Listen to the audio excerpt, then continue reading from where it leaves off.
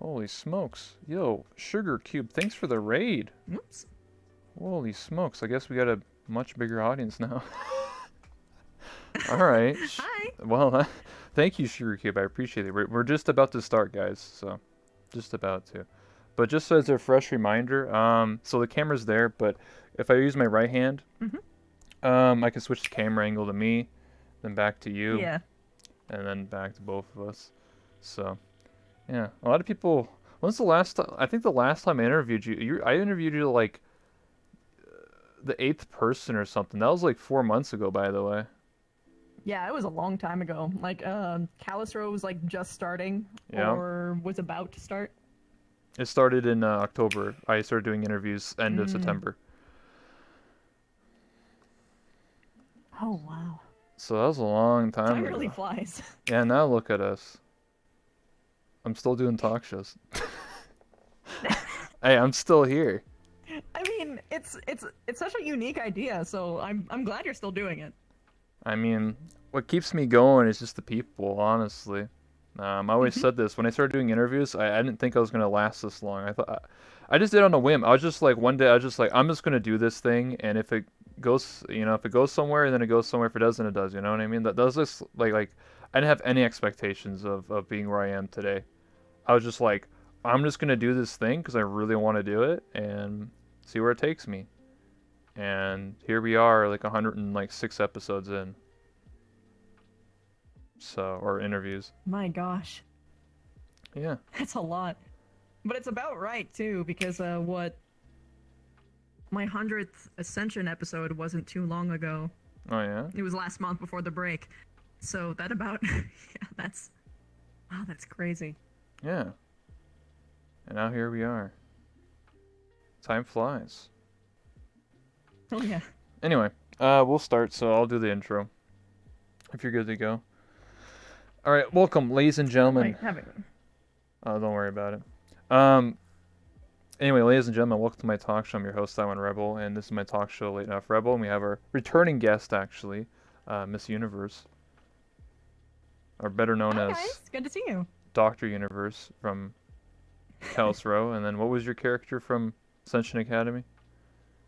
Vavina Ciceris. I also play Leaf, as well as T-Horse or Ambrosius in Pathfinders. Oh, yeah, you were telling me about Pathfinders, yeah. Yeah, Pathfinders is it's a roleplay group that Rivenheart actually started. It's an adventurers guild. It's actually open for applications right now, and there's going to be an open tavern night if you wish to, like, go in, visit, see how it all works. So there you go, yeah. Because people always tell me, like, when I'm in Kalos Row, they're always like, oh, how do you get in? And I'm like, well, Kalos Row is a little more closed off, like whitelist, and it's a little bit tougher to get into. But I always tell people, I just, like, I don't know, like, hit up, like, Purple Lotus or something, like Sachi and them. Or Oblivious. And then now I would say, like, hit up Pathfinders. I think that's like the go-to place. Because I think a lot of people want to get into roleplay, but it's kind of like that, like, sort of closed-off community. And it's tough to get into roleplay. It can be really intimidating to get started, absolutely.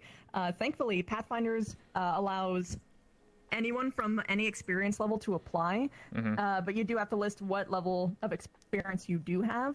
Thankfully, with the open lobbies, you can give it a little bit of a taste of how people sort of roleplay in the VR chat medium, especially within Pathfinders. You can see how we do it as members of Pathfinders or the moderators, such as myself. It's a really good way to get started. But if you are needing some extra help, you can go to Purple Lotus. We are also hosting open tavern nights quite frequently now, so you can always go there and get, grease your gears a little bit. Okay. Yeah. That's so anyone listening, like I said, like if you want to get into roleplay, hit up Purple Lotus or Pathfinders. If you really want to get into roleplay and like don't know where to begin, and because a lot of people always are like, oh, I don't know how to roleplay. I don't ever done that before. I'm gonna be honest, I never really did roleplay before VR chat. I did like Garry's Mod Dark RP. That doesn't really count, I don't think. It's just like really silly, like dumb, like people just pretend to be cops and like, it's just like really like janky. But I don't know. I don't know. I just wanted to get into roleplay. I was the one who wanted it because I knew Arcadum for before Forbidden Knowledge, and so he was telling how like he's gonna start this whole roleplay thing, and I was just like, huh, I want to get into a roleplay, sure, why not? And this is just after season 4 roleplay with the Club Rogue, where I met you and everybody else. So I wanted to give it a better, another chance to roleplay in a setting, so I did. And then I liked it, and then I was invited to Kalos Rose, so here we are.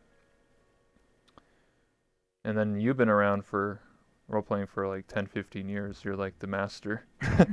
Next month, it'll be 16 years. Oh my god, 16 years. I feel like I'm still a novice. I'm just sort of like, oh, snap. I mean, you have some advantages coming in at a later time in your life, in the respect that you won't be running around as Ash Ketchum, barely able to spell a word. But hey, everyone starts somewhere, and it's what I best recommend is, to be honest, years don't matter if you don't actively try and learn and improve yourself. It's why I don't take.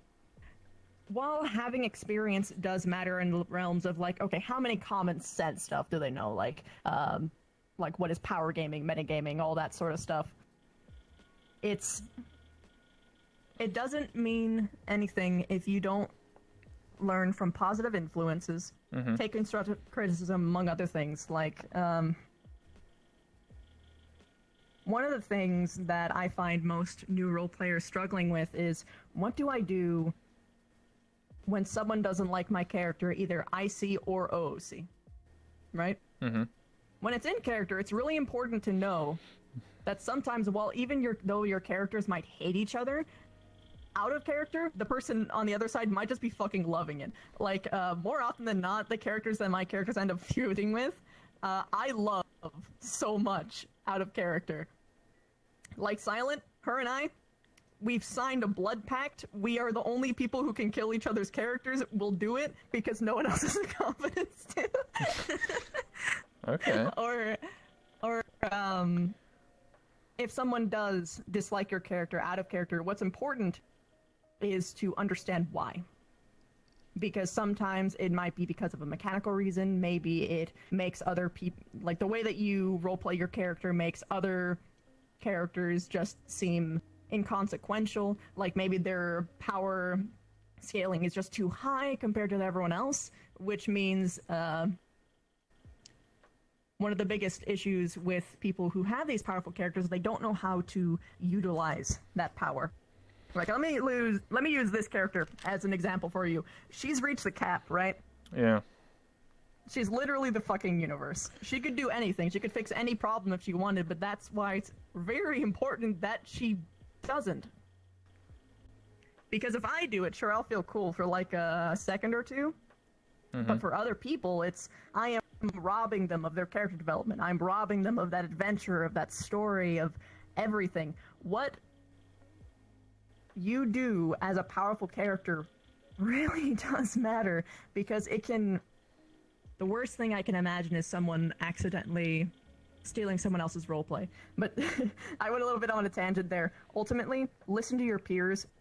Listen to why they feel the way that they do about your characters, and just take it in stride. Sometimes people just don't like the way someone acts because of like someone they interacted with in real life. It's fine. It's okay for someone not to like a character. It's perfectly acceptable. And hell, it's even a little bit fun if if you don't learn how to run with it like I do. I like it when people don't like my characters personally, because it allows for much more of an interesting dialogue. I get to hear a perspective that I otherwise wouldn't. I know I'm into this a lot longer than some other people, and everyone likes to be liked, but it's why you have to always emphasize the difference that your character is not you. And that is one of the best ways to improve. Yeah, I get what you're saying. But can you fix VR chat, though? You're the universe. Can you fix Publix? If you're all high and mighty, you should be able to fix Publix. Can they just make you a mod and you just walk in and you just be like, what'd you say? just start just killing everyone, just die. Get sent to the Shadow Realm. Oh. Only I wish. Oh, if only. Yeah, only. If only. But at the same time, I feel like I still wouldn't enter around public areas, because I've got an actual real big fear about people stealing my avatars because it's just, I just hate it. I just hate that thought. Like, it doesn't even matter if it's like this one or if it's like one that was scrounged together in 2 minutes, because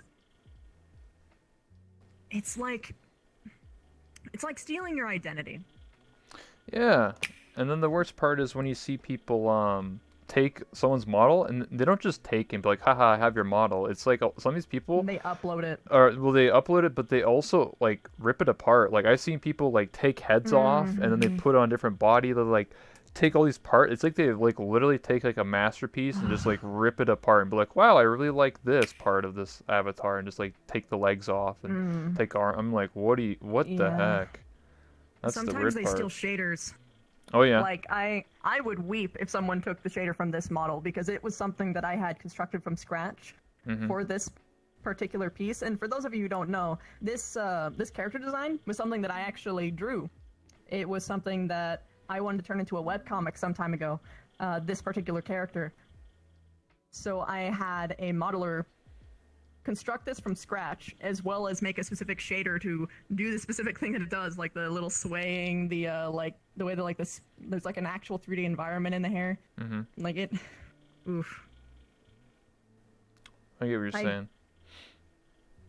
I can hardly grasp why someone would do something like that.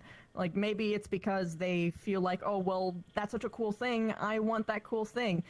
You made this, I made this. But it's just, if you care anything about the people that you're watching or about VRChat as a whole, just don't do that stuff. It breaks my heart every time. Yeah, same. I feel the same way when my friends get their stuff stolen. But we'll change up the topic a little bit to a little bit higher note. Let's talk about Kalos Row. Oh, yeah. Let's talk about, you know, because last time I interviewed you was, like I said, I think like just before, maybe like the first week of Kalos. It was a long time ago. So definitely it's been like, what, 16, 17 weeks since then. So it's been a long time since Kalos Row started. So how do you feel like about your character development since like the beginning to now where you are like today? It seems like the clinic is like getting always like attacked and all this stuff's going on. Like, what the heck? People are dying. Weird stuff's going on. Poison gas. Like, I don't even know what's going on anymore. I'm having so much more fun now than when we first started, and that's not because of any fault of anyone. It's just, shit's always crazy. Like, originally I would like wait and just sit around and be like, I wonder if something will happen in the next 40 minutes? Maybe? But now, there's so much bullshit going on just everywhere that there isn't enough time at all to interact with everything. I also thought that my character would be much more hated in character, but now she's turning into everyone's mom. Chat, for those of you who are my viewers, it keeps happening. No matter where I go, I always end up playing the mom figure, no matter what, even if she hates everybody. But I fucking love it.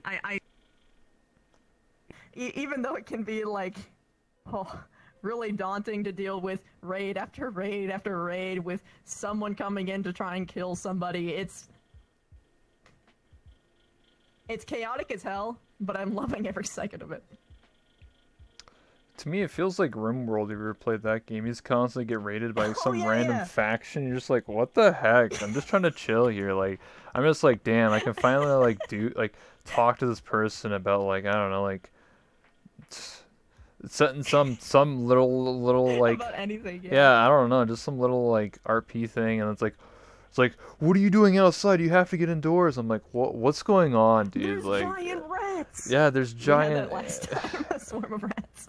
Yeah, I was just like, what is going on anymore? Like, I was trying to have a meeting with Coach Eric, Booze's character, talking about he wants me to like dig in the tunnels to like do something with that or something. And I said, sure, I'll do it. And we're just trying to talk, and then like out of nowhere, you just hear like 30 gunshots. I'm just like, you hear that? Like, what's going on? And then people are like, yo, there's the sniper, there's sniper. I'm like, okay, like what the? You know what? Because we're out of character, I found that sniper rifle. It's mine now. Yeah, no one saw me took it either, so no one knows I have that. Not Oh, saying I know. that's great. Yeah, I use my 100 stealth skill. No, not really. I saw it. I went up to the one. It was one of the balconies, one of the purple like little balconies that Kira made. Hmm. It was up there, and then I was just chilling on the bench, and then when I turned around to leave, I saw in the corner just a sniper rifle. I was just like, what the heck? I was like, oh, that's where that is. Okay, and I just took it, and I was like, uh-oh. If someone sees with this, they're gonna Mine accuse now. me. I mean, like someone's gonna be like, yo, you're the Oh sniper. yeah. I was like, and then I just stashed it, and so I was just like, yoink. I mean, I'm not saying a writer is I mean, I made writers so she's not a fighter, so like she's not really gonna be able to know how to use that, but I could sell it to somebody or like give it Yeah, to one of the probably, or mercs or something. dismantle it. Yeah, make parts out of it or something. So yeah, that was interesting for me last session and talking to Booza and stuff and getting RP stuff, and then supposedly people want to kill me, and I'm just like, what? What did I do? I'm like, I know, right? I'm the same boat. Granted, I wouldn't be too surprised either because my character does so much like behind the scenes stuff. Just what the heck happens in those like little basement talks. She has so many like interlaced schemes going around, but none of them's malicious. It's like, oh, this person's gonna die because someone's looking for them. Okay, I'm gonna fucking give me every sort of DNA sample you've got. I'm gonna grow your head in a jar and we're gonna fake your death. Just constant stuff of that kind of what the level. heck? Like, and we didn't even end up actually being able to utilize that plan yet. But that's when she isn't tending to people, she's having people come up to her and be like, I don't know what to do. There's so much going on. How do I get out of the situation? She's like, okay, here's what you gotta do. And she like pulls out like this giant fucking plan out of nowhere that usually works. Last episode was one that actually didn't. She was trying to get 5 out and alive, and they found out that his eye records audio and visual sensory. So she took the mayor aside and was just like, okay, so here's the plan. You're gonna have someone jump him. Someone random. Just make it look like someone was trying to mug him, right? And you're going to tear out his eye and the tracker chip on his neck, and then you're gonna stash him somewhere. And everything was going fine. And I don't know the exact circumstances, but some way, somehow, Becky fucked it up. And the person who was hunting him found him. So, yeah, that guy's decapitated now, but hey, I tried. Oh yeah, I saw those clips in the Calistro Discord. Yeah, he's dead now. We're like, Yeah, big dead. yeah, big dead. Yeah, I think Ryder's kind of scared too, because apparently that same person is trying to kill me for unknown reasons. It's like, Oh no. but you know what? Oh, okay, like... But you know what? At least never my know. my character knows because the synthetics told me. The synthetics told me like, hey, this person is trying to kill you. I was like, wait, what? I was like, oh, that's real awkward. This is not good. At least the synths told you, because like I know that a couple of them were like wary about you at some point because of the things you were saying about static not too long ago. Rather, you meaning Ryder, Yes. not you. Yes. Ryder's just like these damn synths. They're crazy. They're all malfunctioning. I'm like, I don't trust these synths. They're all going mental and they're trying to like turning red and stuff. I was like, what the heck? So.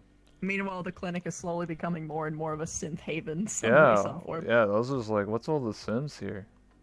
What the heck? Funnily enough, it was pure coincidence. It's just because the organics that she happened to hire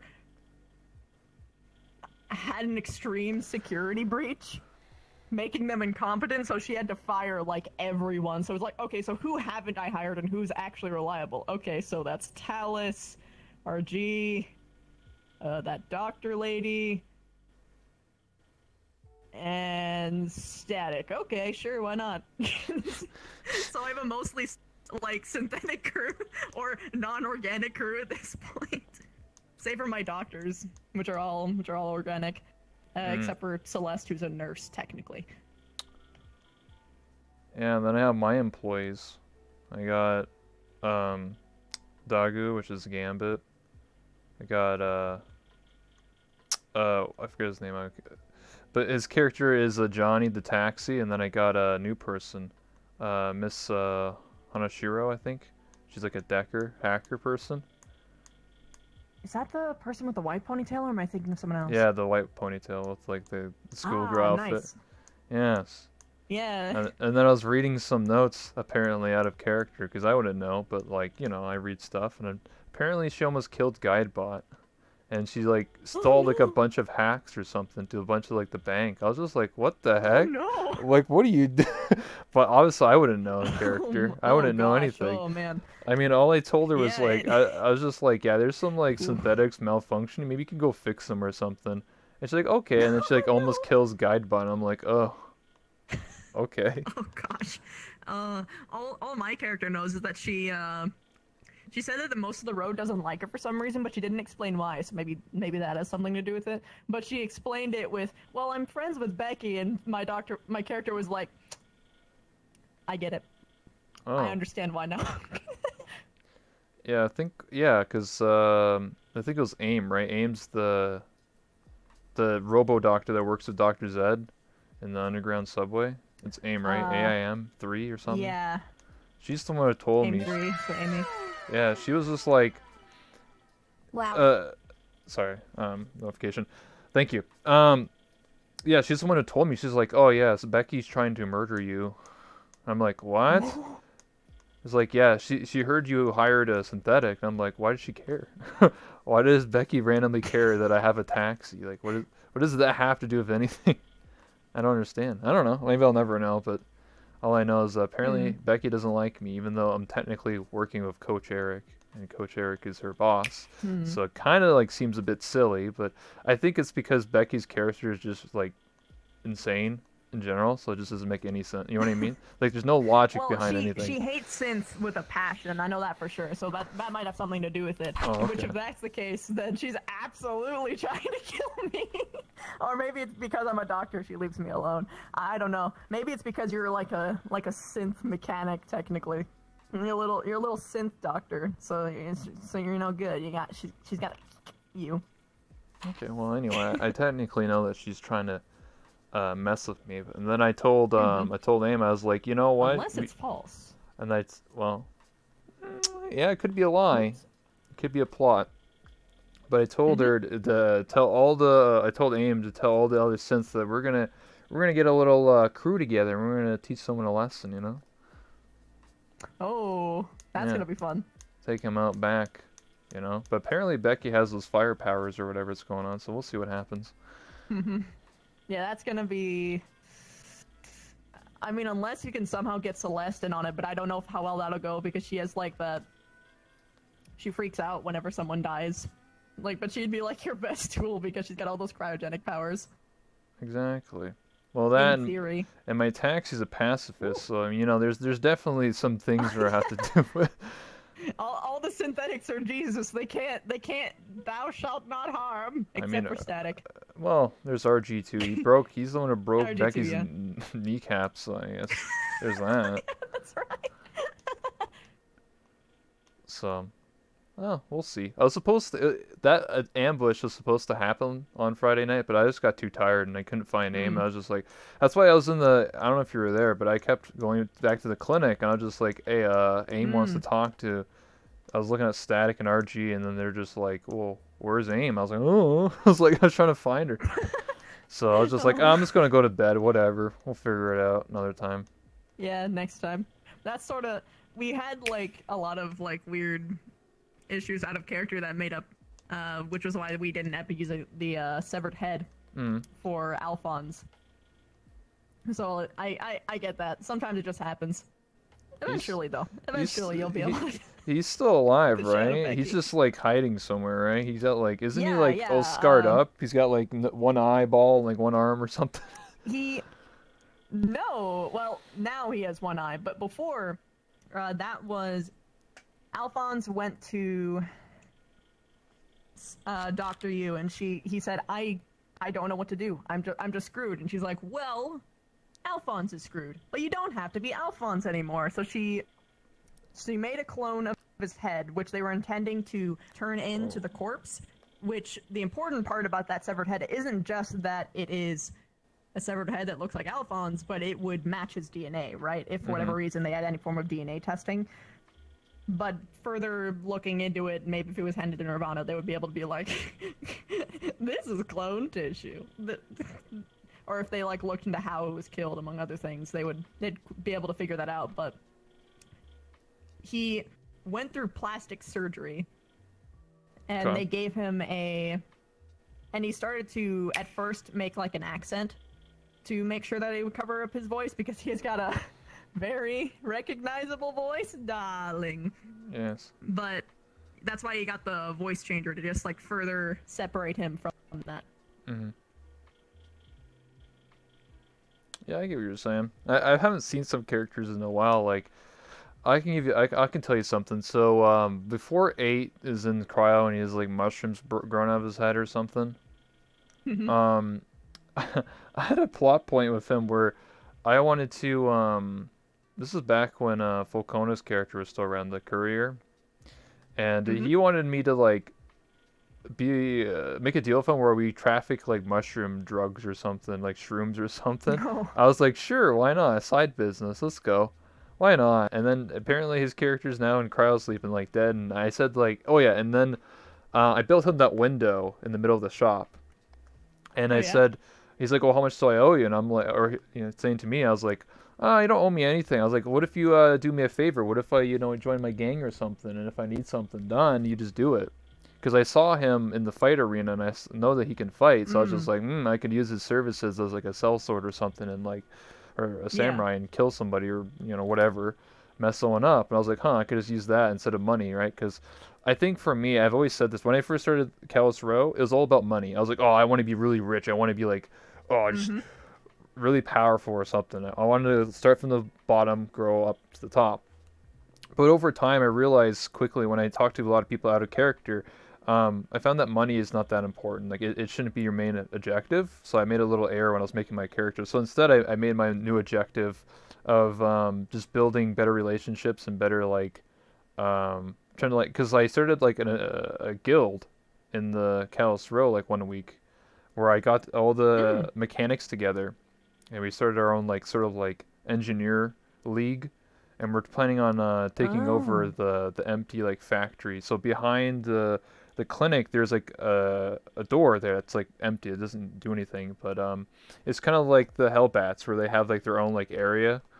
So it's kind of like that, Right. but we're gonna make our own area called like the Engineers League, where it's just a bunch of mechanics, and we just like get together and like work on things and help each other out. Because I was the one who organized it all. I was just like, listen, how many times did we get raided, and how many times did we like panic and like people run around and hide in whatever? Like, what if we actually like came together, Right. worked together, and then we all used our pool our resources together? Get like people who make weapons, people who make fortifications like me or whatever, and we like make a proper defense, and like then we'll be ready for any raid. We would just like straight up just take them out, instead of like have to run around and hide in the grove or whatever.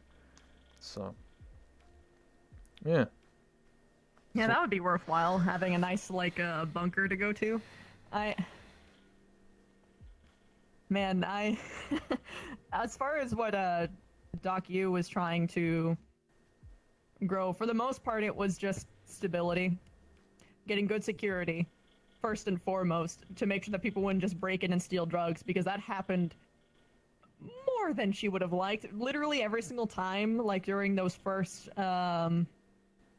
2 months, halfway in, every single time that she left, someone had somehow stolen from the clinic. So it was like, okay, so I can't leave this place ever. That's why you never see her outside. Because people just kept stealing from her so much, and even if they take like one bottle, right, that's a huge lost in profit, as well as like a heavy cost to refill. Mm-hmm. And so a lot of it was just trying to figure out who was actually trustworthy in the row, who was reliable, who was competent, and who didn't make her want her head to explode. Like, Desmond and Alex were pretty competent, like, when they were first coming in. It's just that, unfortunately, Alex and Docu really do not get along. Like, they have, like, this sort of, like cat fight thing that keeps happening every single time they interact. It's pretty great. I love it, honestly. I really love it when there's characters who, like, have any sort of feud with mine, because it's so much more interesting that way. As opposed to just having everyone being like, oh, I love you, everything's okay, everything's hunky-dory.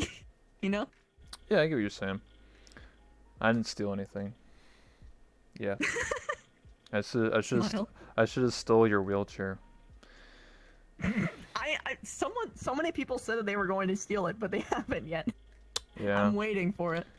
Yeah. Well, I have to have a reason, right? I don't want to do something because I think it's funny for a meme, right? Like, I always tell people that, because, like, some people come to my stream, because I stream Kalos Row like you do, and some people, like, oh, you can't trust those people, like this person, or this person's trying to kill you, and I'm just like, what? Like, what are you doing? You're metagaming, dude. Like, come on. And I have to, like, time people out and stuff, and I'm just like, listen, you guys can't tell me things like that, and, like, you know, I when I'm muted and I talk to my chat, I just say, like, random stuff. I'm like, oh, I'm totally gonna stab this person, but I actually don't do anything. I'm just, like, jokingly. Yeah, of course. You know, but a lot of people are like, oh, your perspective is boring. I'm like, well, my character is not like a serial killer. I'm not just gonna pull out a gun and start mowing everyone down. Like, this isn't like Call of Duty or something. Like, what the like? I'm not like a super soldier. My character is just a mechanic. Log. Yeah, like I always tell people, I don't have a reason to do that. Like, I don't have a reason to attack this person. I don't have a reason to mess with somebody unless I made my character a sociopath or psychopath. I don't. My character is just a mechanic. There's no reason to do anything. Obviously, because the last session, yes, I know that Becky's trying to mess with me, so I have a reason to do something to Becky. See, that makes sense. You can't just randomly lash out unless your character, again, is like predetermined to just act out and be weird or maniac or something. Then it wouldn't make sense. Or maybe you did drugs or something. I don't know, but my character's just logical. Plus, it's good to have a really. I'm sorry. Go ahead. I was just about to say, when I originally made my character, I was under the impression that in Kalos Row you could break into people's apartments, and I don't know if I could still do that. I haven't done it yet, but because, like, right now, obviously you can't lock your apartment, like everything is just open. I can just walk in or whatever, right? But I wanted to make my character more of like a thief, where I just steal technology and just like hoard it, not to harm people, just like to steal. And I haven't really been able to really do that. So I guess if I had to like change my character over time, but like in a perfect world, it'd be cool if like there was locks on like every door, and only like specific people like me, I could like sit there. You know, if you ever play like GTA 5 RP, you have to actually like click an action, and like you have to sit there for like 2 minutes and like sit there and like do it. And I would like to have that in Kalos Row, where I can break into something, but it just takes a really long time, and like people like will see me and be like, "What are you doing?" And I'm like, yeah, you know. Actually, we do kind of have that already. Like with Sci-Fi's character, he has this this like a corporate override ability, which allows him to break into any door and break through any defense. So what he does is he just stands in front of it and it just says like, "Beginning hacking," and he just like says hacking at 25%, like every once in a while, and he managed to do that while everything was so chaotic within the med bay that no one noticed, and that's how I managed to get everyone's security files. Well, that and a blunder from security, which I mentioned before, which is why she had to fire everybody and hire an entirely new staff. Interesting. So you can, in theory, do that. Like, I would assume the apartments actually are locked. Sort of like how you would assume that there would be like a lock onto like some sort of like open computer if you just find it. So in theory, you should still be able to do something like that. I would maybe run it past Arcadum or someone of that station and see what you can do with that. But going on to something that you had mentioned before about your character and about how it's not something that your character would do, it's really important to have those stable characters.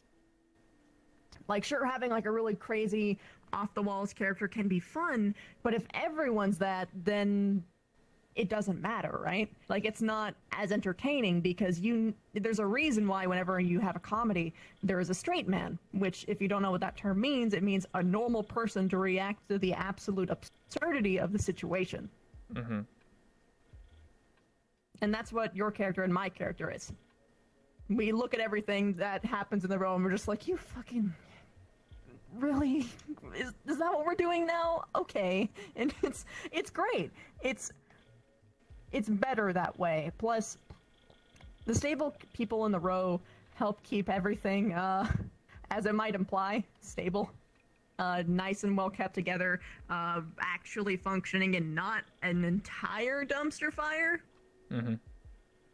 Plus, then you have like some conflict to work with, like, 'cause there is an opposition, there's chaos and there's law, and you want to see, and both sides want something, and they're gonna probably butt heads on which ones they actually get, and that's way better than just having cuckoo crazy characters in every direction, right? Mm-hmm. I jokingly said that if Ryder ever died, I would either bring back Kenny K. Kona just as a meme, just be like a corporate like pimp or something, and just be weird, or I was gonna make like a serial killer character where I wouldn't just kill like a person every day or whatever. What I would do is I would stalk somebody, like I would like just like watch somebody for like a really long that's time. much more fun. Yeah, so just like I wouldn't say anything. I might even like just make the character a mute or just like never like hardly ever speak and just sort of like just be like some dude in a trench coat who just like stares at people and just will like constantly like no matter what just like stay like 50 feet away, maybe have like binoculars or something. I don't know, some way to like really zoom in and just like That'd look be at cool. and just like stare at somebody, and then eventually over time if that person's like alone, then they would like try and kidnap them. They wouldn't just like outright kill them because that just like I don't know, just like kidnap them and like probably like interrogate them or something. I was thinking maybe like make them like a corporate like assassin or like something like a corporate person that's like sent down the road to like I don't know, get information or interrogate somebody. I don't know, something along those lines. Because every time there's a raid, it's very obvious like, oh, that's the corporate drones. Oh, that's the captain or whatever. But if you have like someone who's actively in Kalos Row, but they're actually just like a double agent or like some weirdo, creepy person that isn't obviously just like, like a very obvious like that's a bad person. Instead, they just be like that's a weird dude who just stares at me all day. Yeah. I don't understand. And then one day he just lashes out. Yeah. So, yeah, that was my plan. That's a really fun idea. For my alt, I won't say too much about them because it'll spoil it, but I do know one thing for certain, and it's that they are going to be more AI than synth. They are going to be trapped inside of like a really primitive flip phone that has like a little hologram that projects it, and they're just a floating pair of glasses that'll be a hand puppet that'll have like various expressions, on them. And I won't tell you exactly how they work, but they'll be entirely relying upon everyone in order to progress because he can't physically go somewhere. And what I would do is I'd have them be a physical object in the map that people can pick up and like steal from each other, and I have to follow that object and see what the hell happens. I was talking to Mimica about roleplay last night when my other interview I did last night, and almost everybody in Kalos Row, or most like RPs in general for VR chat, most of the time it's like first person, then you would have like the little like in the corner like third person view. But I really don't see. I mean, I think Arcadum does it, but I don't see anyone else like have. What I'm talking about is like a third person view. So what I mean by like, okay, let's say like you're streaming, you're doing your like thing. a little mini you in the like corner. Yeah. People have that, but I'm talking about like, let's say someone else is your camera. Like you actually have. Well, I don't know if it would ever work, but you know what I mean. Like someone like streams for you, but like it's like all third person. Someone's just all your camera angles. Like someone's just like invisible who follows you around, and then like whenever your character speaks out loud, your character's like like in a Discord call, but like muted or something. I think that'd be really interesting for a role play. I don't know if it would work for Kalos Row, but like yeah, I guess it would work for like if you're like a main protagonist of like some whatever. The only way that sort of thing would work is if the way that I would see it is that you would have to hire someone to be your camera, and they would have to have access to like your stream key, so they could stream from their computer onto your Twitch platform. Yeah. like whatever it is. So like to me, Miss Universe, and in theory, you wouldn't have to just do that for one person. Like Stealth sorta does that with his DMing, and which I actually adopted for Pathfinders a little bit. Is you walk around on desktop and you just have like a very level head, you capture everything, and you focus on the characters that require focusing on. It can work, but honestly, I don't foresee that ever happening without someone getting paid something along the lines. And you'd have to have a lot of trust, because they'll have to be streaming to your stream key, unless you co-sign it to be going to theirs, but at which point it's like, for someone like you and me, that's just not a very viable thing for us. I just thought of a way that you could technically do it without having to have someone stream on your account.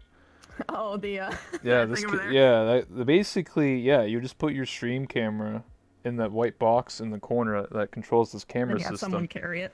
And then, because you can have this, it's just like a doodad. It's just like a thing, but you could actually technically pick it up and like just, have someone invisible and just pick it up and just walk around. Yeah, you could in theory. But I feel like they would still have to get some form of compensation if they're walking around doing that the whole time, right? Plus, you'd have to have every map outfitted with that, which might not seem to be as... It might not seem bad at first, but then you realize eventually you're going to get to a point where it's like, we're using so many resources on, like, models and all this stuff that sometimes you just really want to use a public world, right? Yeah. And it just... and eventually it'll hit you, but... If you do have like a dedicated map maker, like with Ascension, we are very fortunate to have Karita, who is amazing and does amazing stuff. He's able to outfit every single map with like different speeds for each of the races, dark vision, among other things. It's really nice, but I don't foresee most role players having that sort of resource. So I don't see it very viable for the long term. Yeah, I understand Cool what for you a mean. short thing. Yeah. If it's just for like a simple little like, I don't know, it's just an idea. Because I was just like, it'd be interesting if like, because sometimes, people can only see what my character's looking at. So it'd be interesting if you had third person, you could like see the other characters and like have foreshadowing where like someone's in the background stalking and he's just like, oh, who's that stalker you can just person? slowly turn the camera and just play the and just slowly turn it back. Like, who's that stalker? Like, what's going on here? I just think it'd be Or you have like someone like in the background with a sniper rifle and just pointing it at you. It's like, whoa! It's like run, come on! And like they're just all yelling in the chat. Trackers are giving me trouble. Yeah, they give me trouble too. Yeah. The Sugar says you can do the same thing on the dance stage map. Pick up the camera for someone. Yeah, it depends on the world.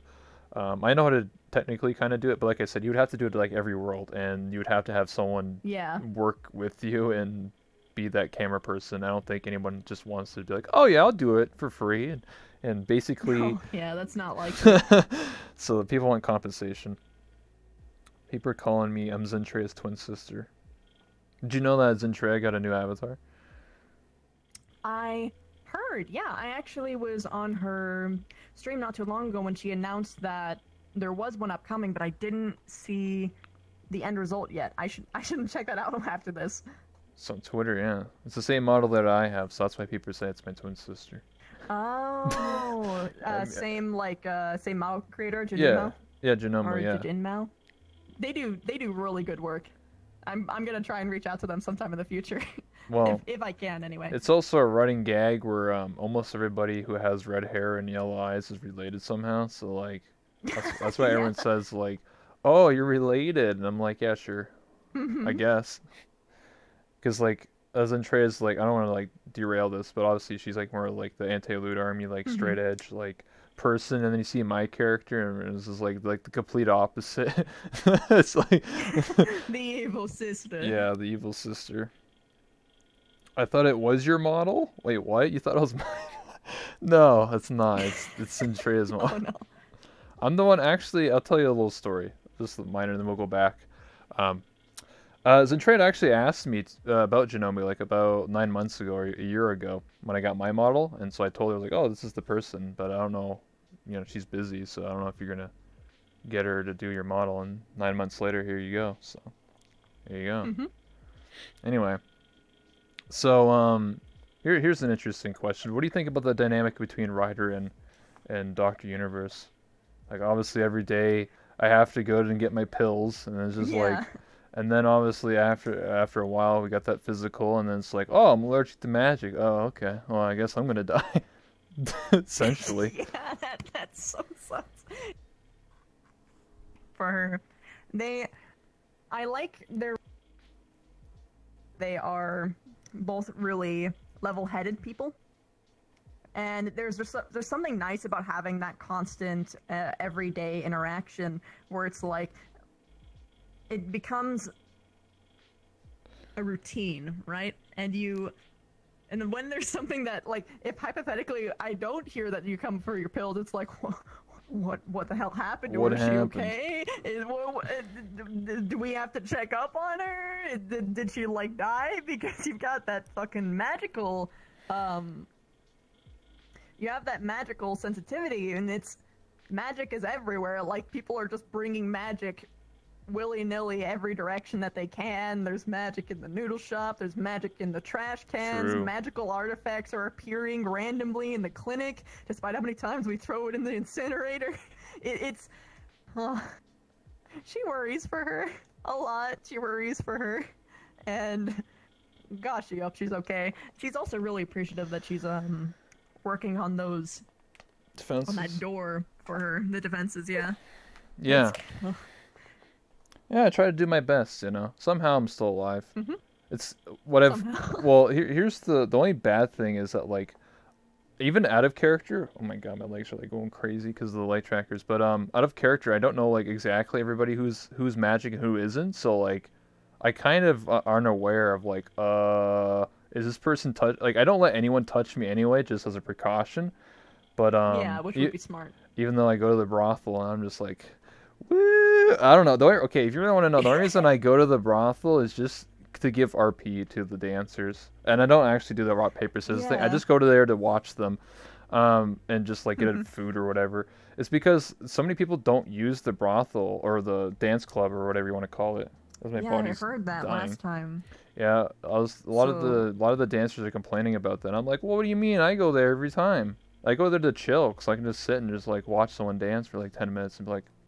Yeah, that was fun.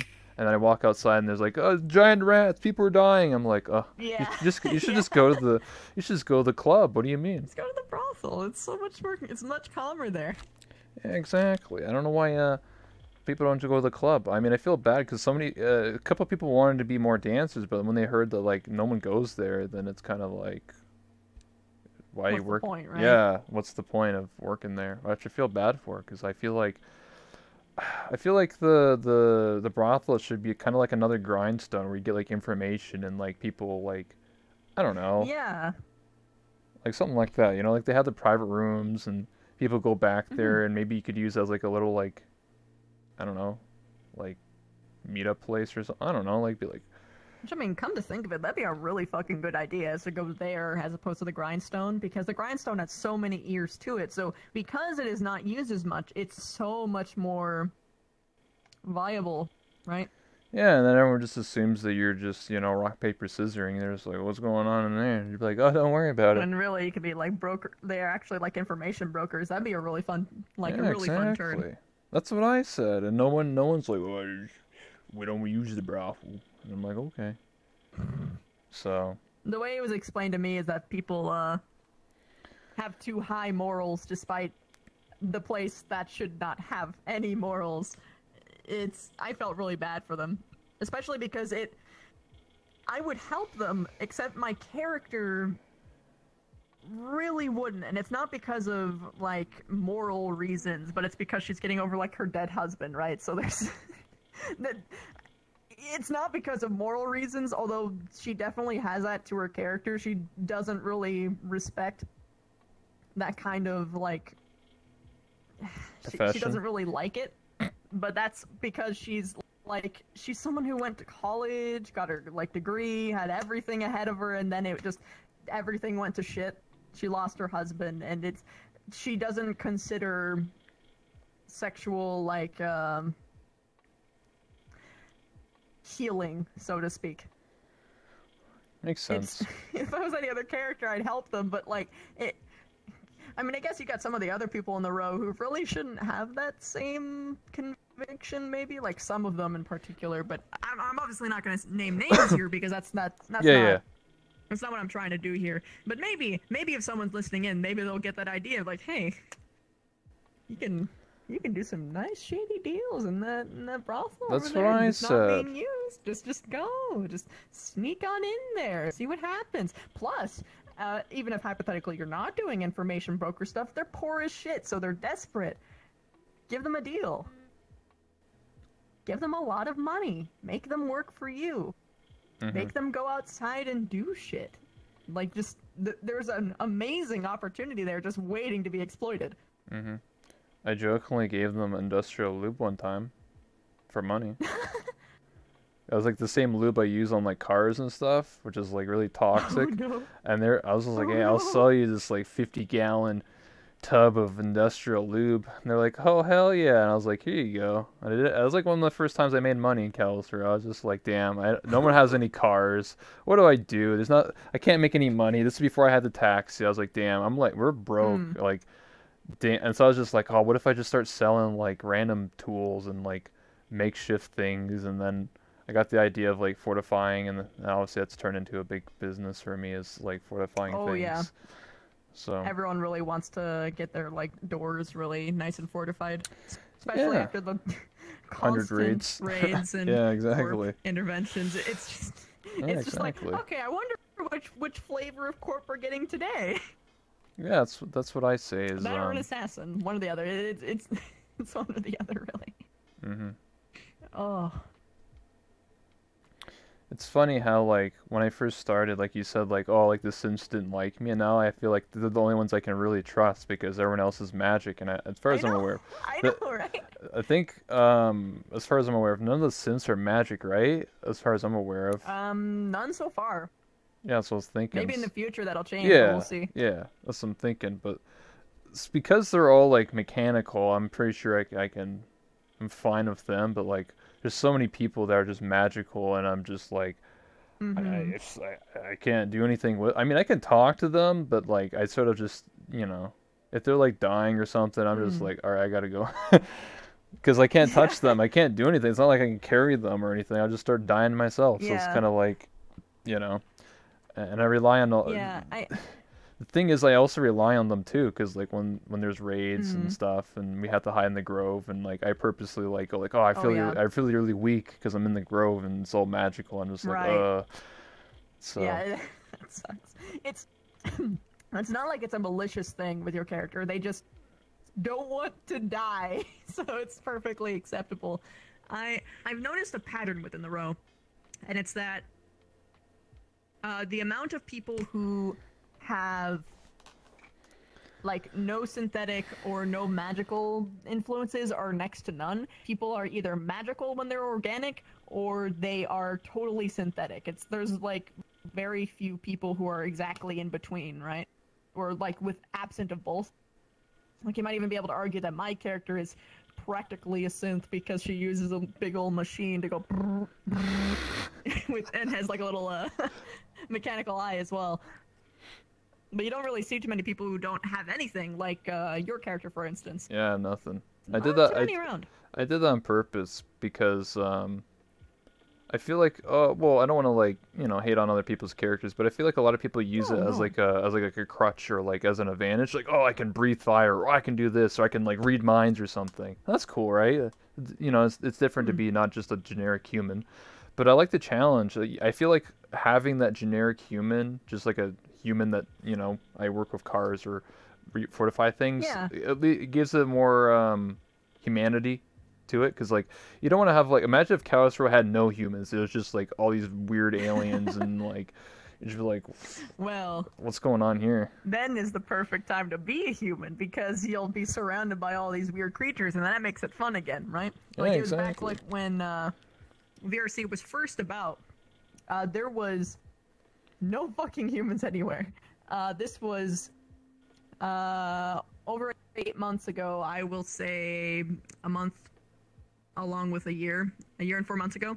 I had to stop using Cell for a while, so I'm like, okay, what character can I make? What sort of characters are in abundance right now? Well, you know what? Something I haven't seen? A human. And not just any human, but one without any plot armor, and no anime armor either, so meaning if they get stabbed, they're gonna die in 2 minutes. And I'm gonna set a timer. And if they aren't treated, I'm gonna perma them. And I ran with that idea, so I completely understand what you mean by that challenging aspect. It's really, really fun to actually have that fear and risk of death. Like, that's why I always have such really firm rules with myself of, if my character would die, then they're dying. I don't care if someone just randomly ran up to me in like, let's say I walked a Purple Lotus and someone happened to sneak their weapon in and they just ran in, just shanked me. I'll take it. I'll take the death. I'll just do it because that's fun. Because if you never know when death is going to happen, then you're always on your toes. Everything has significance. And you never know when it's going to come. And some people might be upset, like, oh, well, I put so much into that character. Yeah, that's the exact point. When they die, imagine the influence from all of their relationships, all of the bonds that they've made, and see how they react. Like, look at Jack when he died, right? Yeah. Just a fucking normal dude. And when he died, it shook everyone. Same too with Kari for Ascension Academy, and Sathia, I would consider her to be the first major death in the metaverse that actually stuck, because like if someone dies and becomes like a demon like 2 days later, that's not a death. It's not a death, it's a transformation. Okay. I get what you're saying.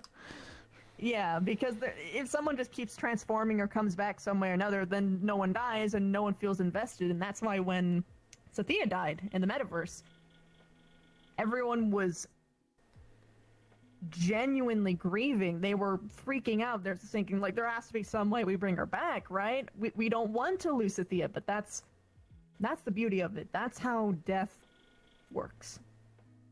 It comes at the least expected of times, and it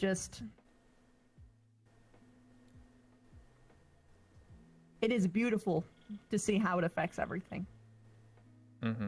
Like, I might even argue that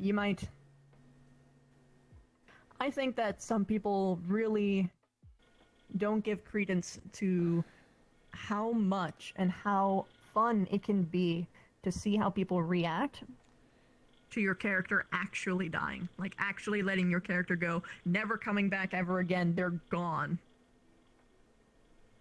Yeah. Like for Sathia, it took people weeks to get over her. Like, full weeks, almost a month.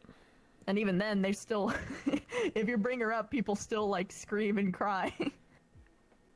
Yeah. I mean, for me, that's the reason why I hired a Decker, because Jack's dead. So I was just like, well, there's only like Duncan and a few other people, right?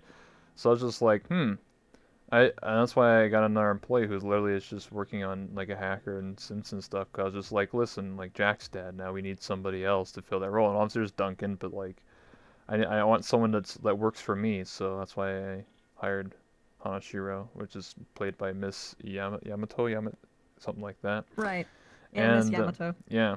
So that's why I hired her, because I was just like, we need someone to fill. And I told her, I was like, yeah, there was a person that was like, was a person who worked on Sims and is dead, and now you have to fill those shoes, I guess, kind of, or like be another Decker. So I was like, you should go help Duncan or something. And obviously that, like, I guess was a really negative thing, because the guy about almost died, but yeah. Well, rip.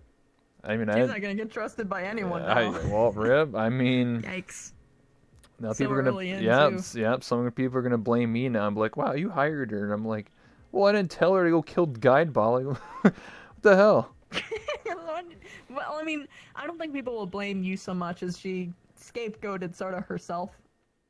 Oh yeah, because she's like, oh yeah, I'm friends with Becky. Are upset by her. Oh. Yeah, that too. Oh. Surefire way to make everyone hostile with you. I like Becky.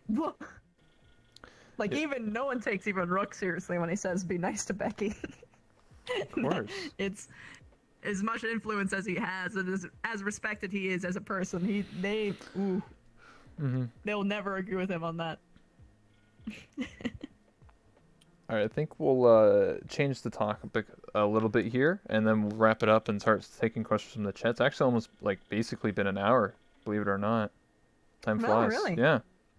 So what I wanted to discuss for a little bit is about Twitch and about you getting partner. So congratulations for getting partner. Yeah. Thank you so much. It still hasn't sunk in even now that I have this, that I have all these resources now, because some people, that's not the important stuff. What really I want to talk about is just how fucking thankful I am. Because I wouldn't have gotten this far without the support of my friends, fellow role players, and especially all of you guys. When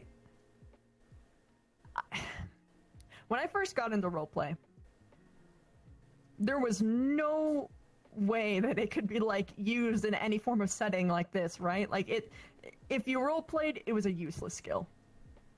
Mm-hmm. You were wasting your time. Learn how to code, do something of etc. I thought I was gonna be a loser. I thought I was gonna be a nobody, that I was gonna be completely useless to the world. And fucking Twitch comes around and people tell me to just start recording my role plays, and I thought, sure, why not? I'll let other people see what I'm doing. If they want to watch, that's okay. And it's been a wild ride ever since. Just seeing the numbers climb up piece by piece until eventually I am where I am now, and I just to think that people would like watching what I just want to do because I love it is just amazing to me. Mm-hmm. And I'm thankful every single fucking day for it. I feel the same way. So again, thank you all. Yeah. Like I said, congratulations, this is a long time coming. And, I feel exactly the same way with my talk show. Like, I told you in the beginning of this interview, like, I didn't think I was going to do interviews until now. I did it as just like a whatever thing. And then, like, as I continued to do them, and, I'm not going to lie here, like, some interviews weren't as good as others. And, sometimes they're a little bit like awkward moments, and like, oh, maybe I shouldn't have said that, or screw it up or whatever. And I have a speech impediment. Like, sometimes I stutter and say dumb things and read wrong things and whatever. But, like, because I've done so many interviews, and because it's the people, it's the viewers that continue to be like, yo, are you going to do an interview tomorrow? I really liked the last interview. And I'm just like, okay, yeah, I'll do another interview. Why not? And that's what keeps me going, is when people, also the guests that I interview, including you, when they say like, oh yeah, I'll do another interview, sure, why not? And I'm just like, oh my God, that means the world to me. Like, honestly, when people say, hey man, I really like you doing interviews, what you're doing is cool and awesome, it's different, and that means the world to me, because I've been streaming for over 2 years, and I just, like, I don't know what I'm doing, honestly, half the time. I'm just like, all right, I'm just gonna go do this thing and see if I hope it works. And I've done so many different things. I tried to do a talent show. I tried to run my own little role play. I tried to do many different things, and a lot of them just failed. Like, they just don't work out in the end. And here I am, and I finally found something after 2 years that I can say that's mine, and I worked hard at it. So, yeah, I know what it feels like when people appreciate the hard work. And yeah, I think I don't know if I told you, but after 100 interviews, I actually invested into getting a new talk show world. So I paid a professional world creator. So sometime in a month or two, I'll have, like, if you think this is good, you don't know what's gonna come. This is already awesome. Oh man, I can't wait to see it. Yeah, it's gonna be a professional set with, like, way more stuff on it, and like.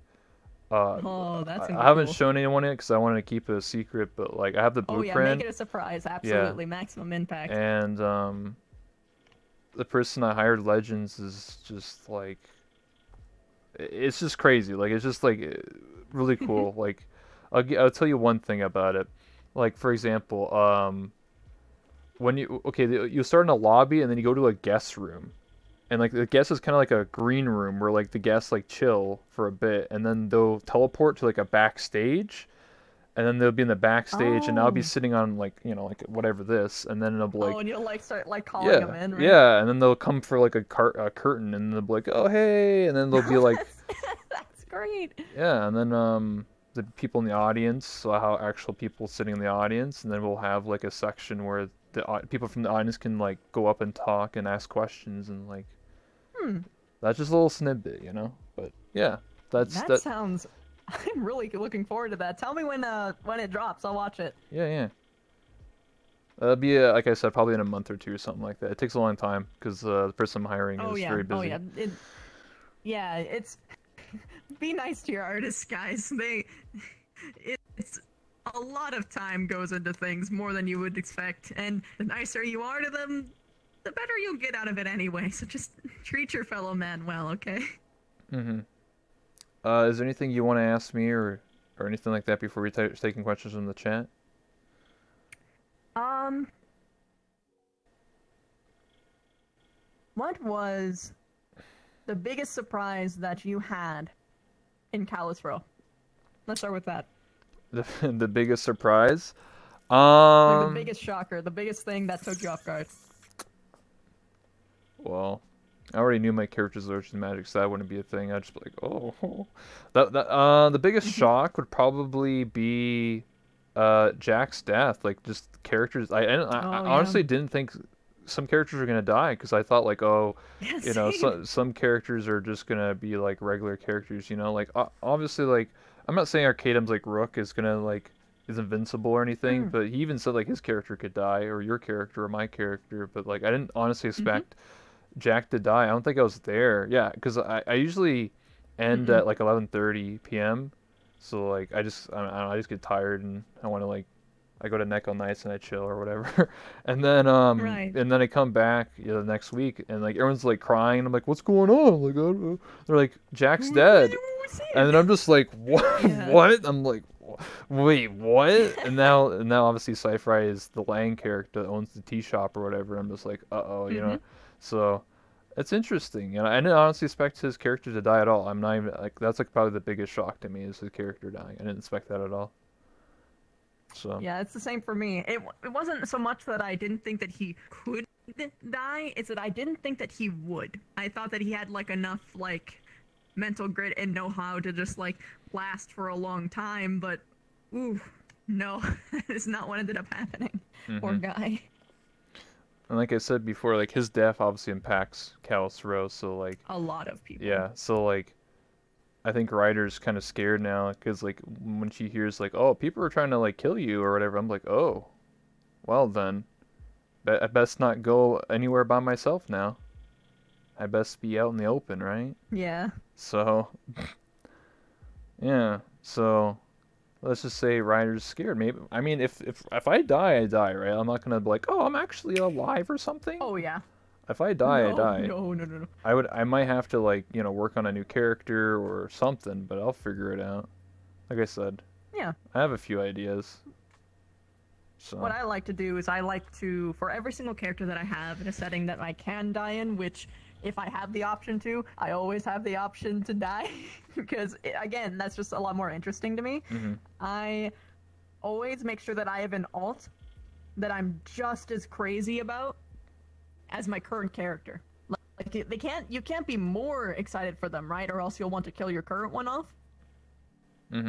But they can't be less exciting or else it defeats the purpose, which the purpose being is so that if your character does die, the transition into the new character is as painless as possible, so that you can actually have that nice little silver strain and be like, my baby's dead, but now I can be this baby. Just go with that. I And just sometimes I have backups for my technically backups. I might already have the character. Do you remember Forbidden Knowledge and I played that detective guy with the trench coat? I very much That would be cool. I could just use him I liked him a honestly, lot.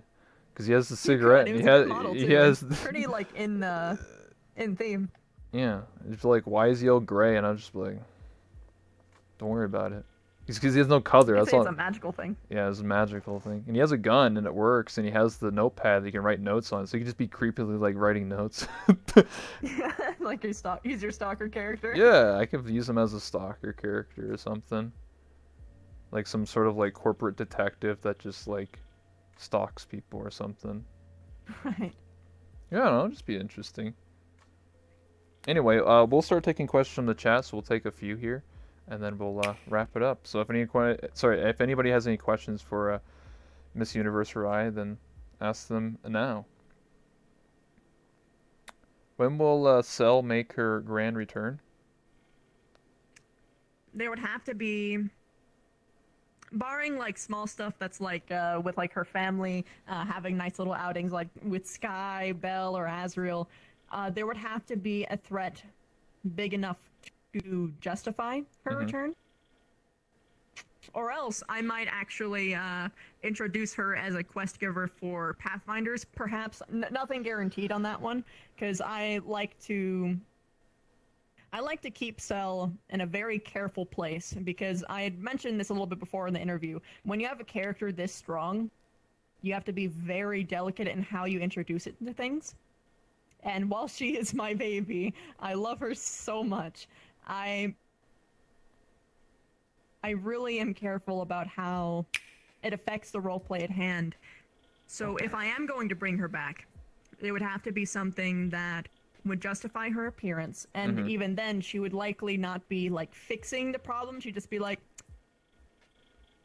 hey, heroes, go over there, fix it. just have it go, be something like that. And like maybe they like spitballing some ideas here, like they're trying to take down like this world-eating menace, and they're like going up there and she's like, I'm going to enhance your abilities. And they like have like these fucking like Sailor Moon or like Power Ranger transformations and just I don't know, go to town, something like that. Who made either way, who made your avatar? Level threat. This is the next question. That would be ShamWow and Wrinkle Nugget. They make really, really good work. They also made the shader from scratch as well. Nice. What do you think of VRChat as a community, and would you recommend people play it? Depends on what aspect of VRChat you get into. Like I've mentioned before that I am scared of publics. I don't recommend anyone going into public worlds ever. But if you can find yourself a good community, which you can, the best thing to do for VRChat is to, if you have no resources at all, go into like an open tavern night at Pathfinders or Purple Lotus or any other event that's similar. Meet people, make friends, because the roleplay community is really good. They'll treat you right for the most part. Just my best recommendation for people is to find some form of group that has some form of moderation, because while the metaverse is wonderful in the respect that you can do anything, be anything, it is ultimate creative expression. Sometimes that comes at a cost, and there is one for the metaverse, and it's that people can basically,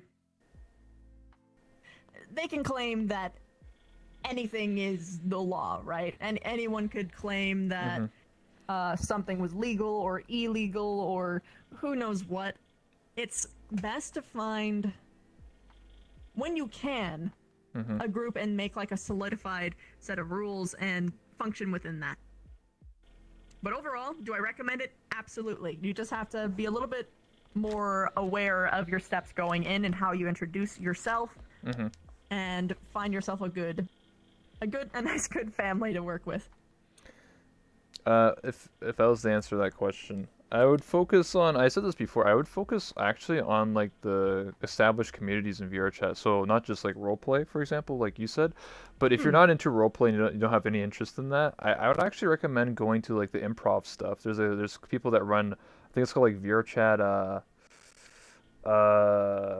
events, I think that's what it's called, and basically it's just like it's just like improv get-togethers. Like there's stuff like Cyan Laser and like the VRC prefabs people run, and that's like They just like hang out and check worlds out, and they're all really friendly, really nice people. So like I would I know recommend going to that. like a yoga group as well. Yeah, For there's people like who do a full body. yeah, there's like yoga, and then if you're into like the nightlife, like the party clubs, there's a huge Discord called VRC Party, which is like where all the party people go to, and like I've been to those parties, not really for drinking or dancing, I mean, but I go there to like socialize because like if I don't want to go to Publix, I go to those events or like those type of things. 'Cause you never find Right. anyone there who's malicious or anything. They're all very nice, general, good people. So that's where I would go to like meet people, and that's where you can get like meet friends and actually find decent people that aren't trying to be toxic. So that's my recommendation to be is go to like the VRChat community or the Discord and stuff like that. Those are gonna find good people. Yeah, that's my recommendation. Uh, we'll take like one more because we have to wrap this up. I'm sorry, guys. You know, I got a tight schedule, and we've been going for like over an hour and a half almost. Um. Uh. Uh. Why did you pick the horrifying moon presence giant tentacle demon for how I say this, Leaf's Pathfinder's quest? The entire purpose of that was to be a red herring. Okay. Here's how the quest was set up in Pathfinders. So it was set up with a little poster saying that there was a child lost, right? Mm-hmm. So they go in and they find a ragged mother who is just exhausted. She has been looking for her son for over a month. She is poor, hungry, but she's putting her all into finding this kid, right? And so the group, after they like tell her to like rest a little bit, they venture onward and they see this giant, horrifying monster, which was the first model that I had like really put a ton of effort into, like from like the Blender stage up. I was really proud of it. I can actually show you it in a second here. And they see this creature stirring like a pot, putting in carrots. And you look a little bit closer and you see there's a child tied up. So what's the first instinct that you have with that? I mean, you'd probably save the child, right? I guess. Monster's gonna eat the kid, right? Like, Or the the monster's monster, gonna yeah. fucking eat him. So they go in and they find out that the monster and the kid are actually friends. Not just friends, but he's actually considering this monster, Mr. Scrim, as the kid calls him, to be his new father. And that the kid actually didn't like his mother very much because they had, after some altercation, had beaten them. Like, they actually hit the kid.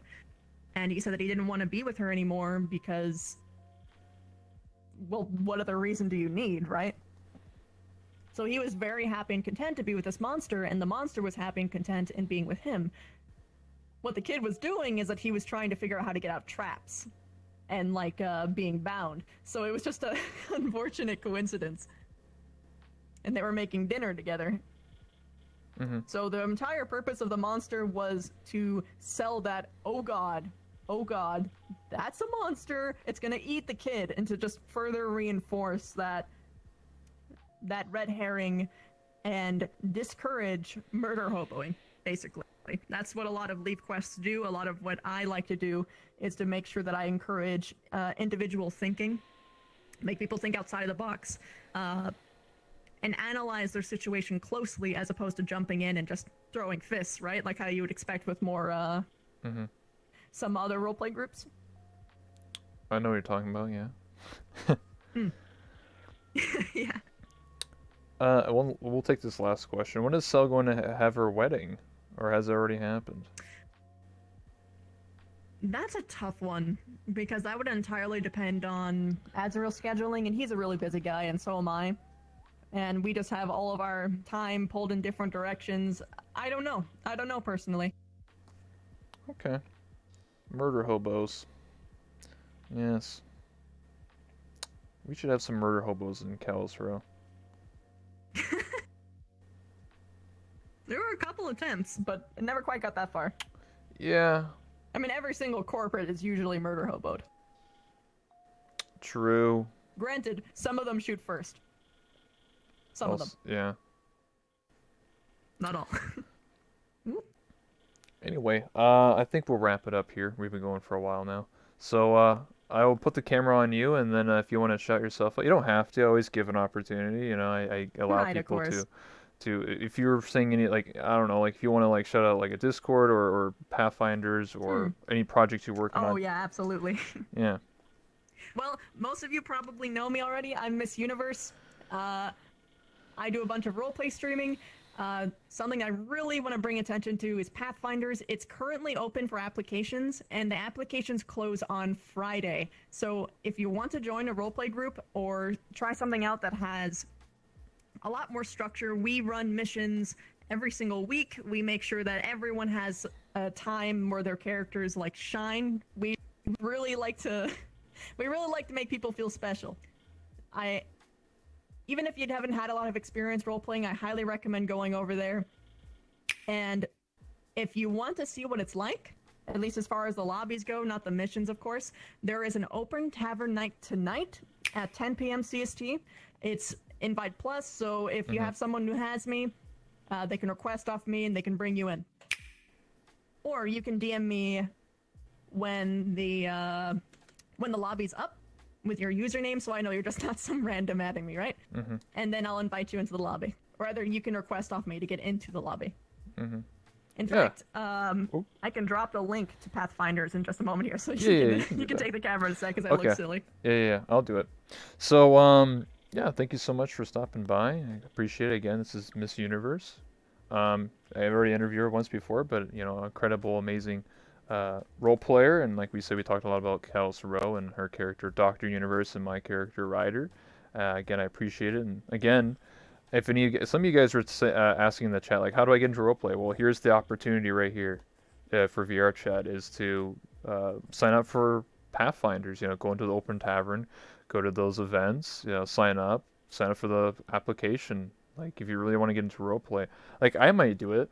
The only problem for me is that I have school and college, and I'm already in Callus Rowe, and my brain can only handle so much.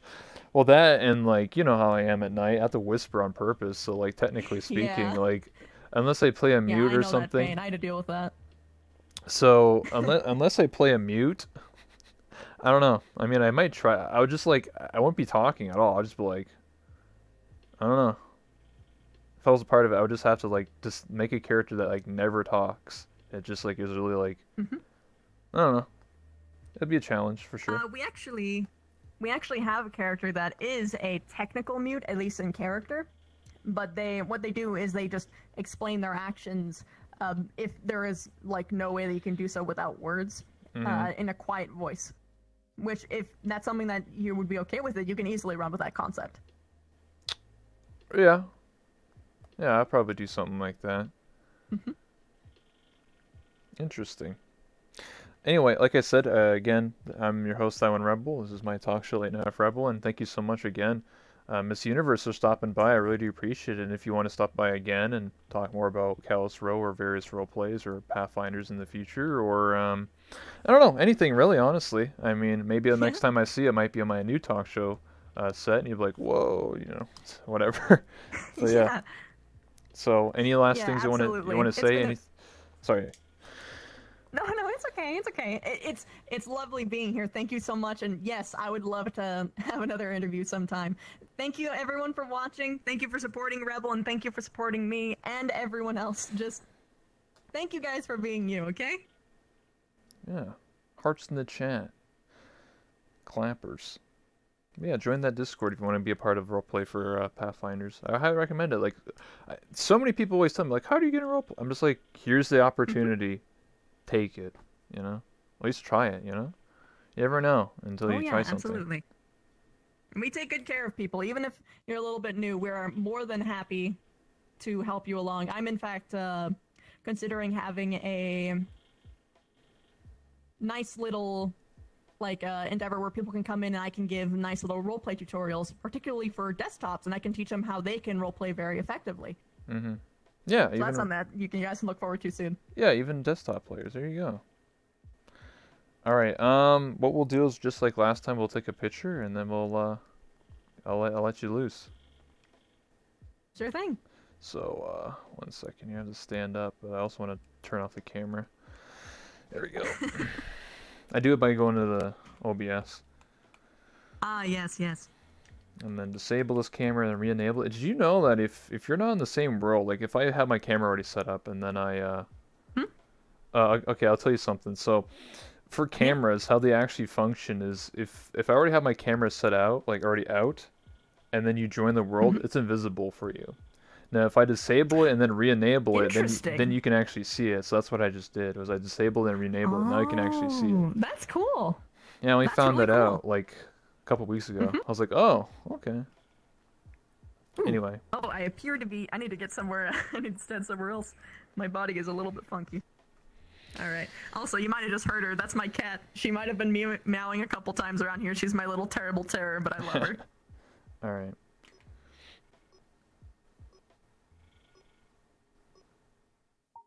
I'll take two. Always take two. Pro tip. You know? Always take two. Mm-hmm. Boom. All right. Thank you so much. Perfect. I appreciate that. Yeah, thank you so much. I don't know. I guess if you want to hang around for a minute, I can show you some stuff. You know, this is... I don't think this was here before, you know. This is my new outfit I'm going to get eventually. Yeah. So Oh, that'll be cool. For my business. I can show you the model that they were talking about, oh, yeah, too. yeah. I was about to ask you about that. It's spooky. I animated everything myself, as well as did like all of the texture, material, shader work, and dynamic bones, of course. Oh my Jesus! It's gonna be a little bit funky in full body, but oh dear, I was a little bit close to the wall. Let's try that again. Oh god. Look, if you look, it's like breathing, like in the chest here. Oh yeah. Yeah, but it's good. Grr. Jesus. Actually, I can show you the voice changer I had for them.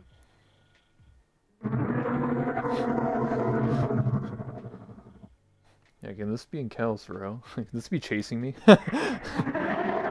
Is this how I die? Perhaps. Jesus. That's scary. But cool, you know? Yeah. This is one of my other favorite models that I have. My boy Leaf. He's the guy that you'll see at Pathfinders.